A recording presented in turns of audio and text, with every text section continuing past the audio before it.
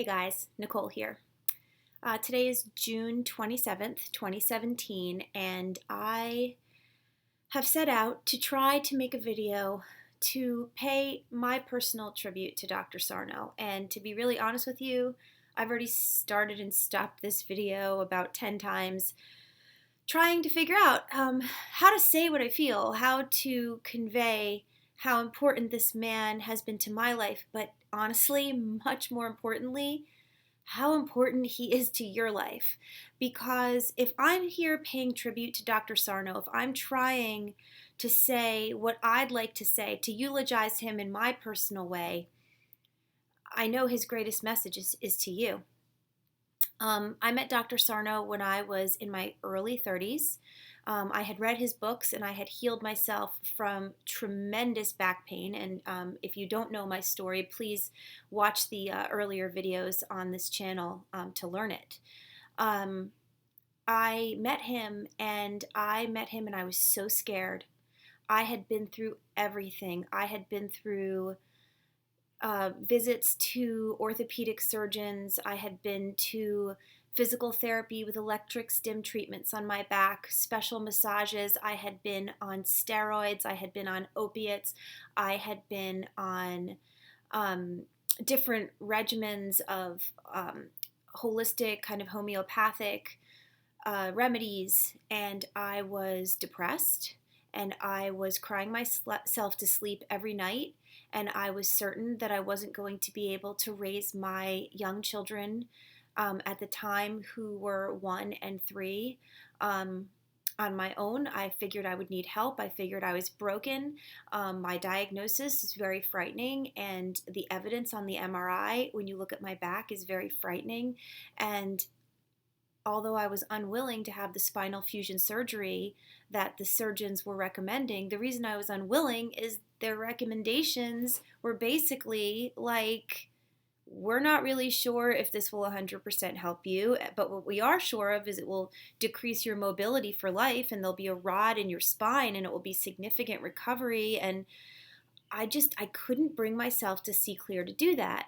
And so when I actually finally met Dr. Sarno in person, I was a terrified little girl in a woman's body being fueled by fear. My gas tank was full of fear.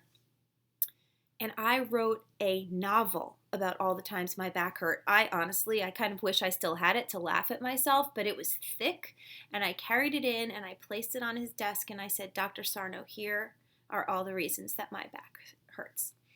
And he had in his office one of those old metal waste paper baskets that's probably yay high. And he looked me in the eye and he took my little novel and he kind of slid it to the side of the desk and he dropped it in the garbage can and he says, that doesn't matter. Let me examine you.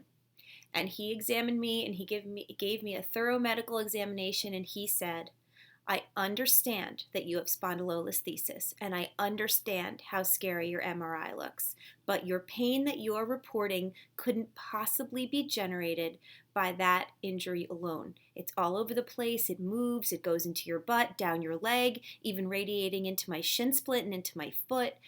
And he said, what I see here is a classic case of TMS.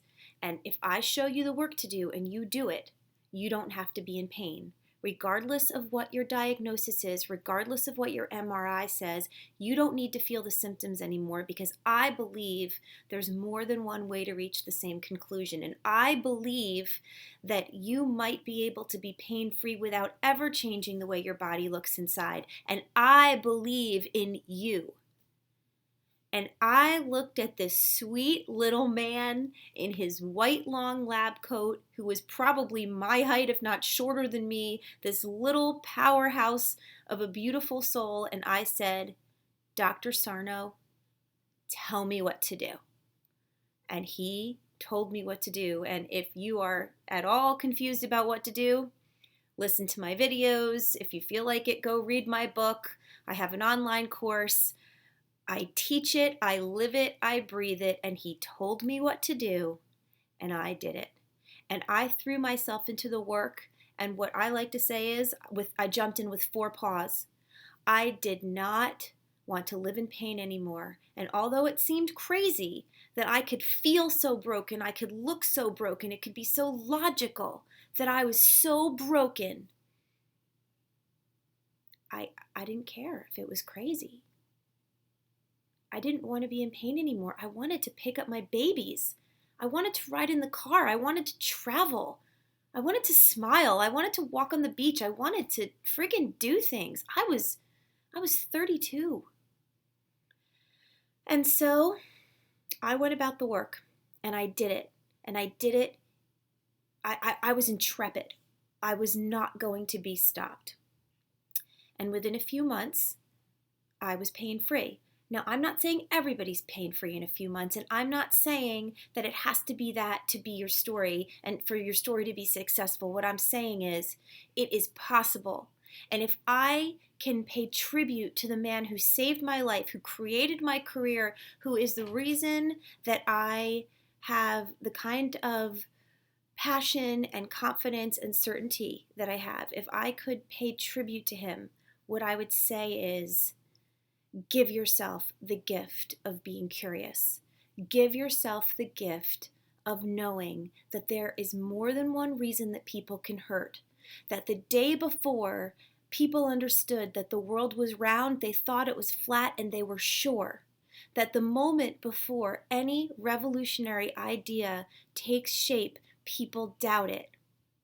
But if I'm saying, and if so many people are saying, that you can be cured, that you don't have to have physical symptoms, that this theory of looking at life, this radical shift in your thinking could legitimately alter your life in such a profound way that I sit here at age 45, having had 3 babies I was told at 19 I would never have, having traveled the world, having lived my entire life to the fullest and continue to do so with the same break, the same cracks in my spine, the same horrible, treacherous image on an x-ray and an MRI. It doesn't matter. We all look different on the outside.